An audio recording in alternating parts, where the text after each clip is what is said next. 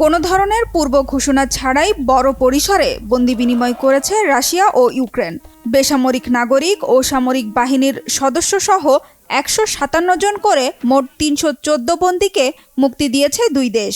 মার্কিন যুক্তরাষ্ট্রের মধ্যস্থতায় সংযুক্ত আরব আমিরাতের আবুধাবিতে মস্কো ও কিয়েভের প্রতিনিধিদের মধ্যে চলমান আলোচনার দ্বিতীয় দিনে মুক্তি পেয়েছে এই বন্দীরা। প্রশ্ন উঠেছে, সংঘাত বন্ধের আলোচনার মধ্যে বন্দি বিনিময় কি রাশিয়া ইউক্রেন যুদ্ধবিরতির ইঙ্গিত দিচ্ছে? প্রতিবেশী দুই দেশের মধ্যে কি বইতে চলেছে শান্তির হাওয়া?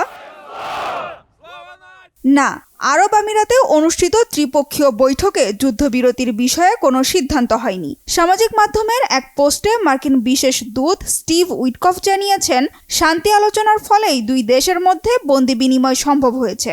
তবে যুদ্ধবিরতিতে পৌঁছানোর আগে বেশ কিছু গুরুত্বপূর্ণ কাজ বাকি আছে।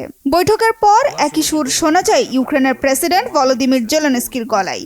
রাশিয়ার সাথে চলমান যুদ্ধ বন্ধের সিদ্ধান্তে পৌঁছাতে আরও আলোচনার প্রয়োজন বলে জানিয়েছেন জেলেনস্কি। আরব আমিরাতে আমেরিকান ও রাশিয়ান প্রতিনিধিদের সাথে আমাদের প্রতিনিধি দলের আলোচনা শেষ হয়েছে। আরও বৈঠকের পরিকল্পনা রয়েছে। পরবর্তী বৈঠক আমেরিকাতে হতে পারে। আমরা শান্তির জন্য কাজ করতে প্রস্তুত। এদিকে যখন সংঘাত থামাতে যুক্তরাষ্ট্রের প্রতিনিধি দল রাশিয়া ও ইউক্রেনের প্রতিনিধিদের সাথে বৈঠক করছে, তখন রাশিয়ার সাথে নতুন করে আরও অত্যাধুনিক ক্ষেপণাস্ত্র চুক্তির পরিকল্পনা করছেন মার্কিন প্রেসিডেন্ট ডোনাল্ড ট্রাম্প।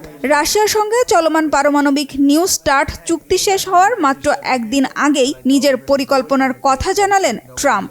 সামাজিক মাধ্যম ট্রুথ সোশ্যালের এক পোস্টে ট্রাম্প বলেন, নিউ স্টার্ট চুক্তি নবায়নের পরিবর্তে একটি নতুন, উন্নত ও আধুনিক পারমাণবিক চুক্তি করা উচিত। অন্যদিকে যুদ্ধবন্দীরা মুক্তি পেলেও আগ্রাসন কিন্তু থেমে নেই। হামলা পাল্টা হামলা চালাচ্ছে দুই দেশই। ইউক্রেনের বিভিন্ন সামরিক স্থাপনায় ১,০০০-এরও বেশি ড্রোন ও ক্ষেপণাস্ত্র হামলা চালিয়েছে রুশ সেনারা। পাল্টা জবাবে রাশিয়ার নতুন পারমাণবিক ক্ষেপণাস্ত্র পরীক্ষা কেন্দ্রে হামলা চালিয়েছে ইউক্রেন।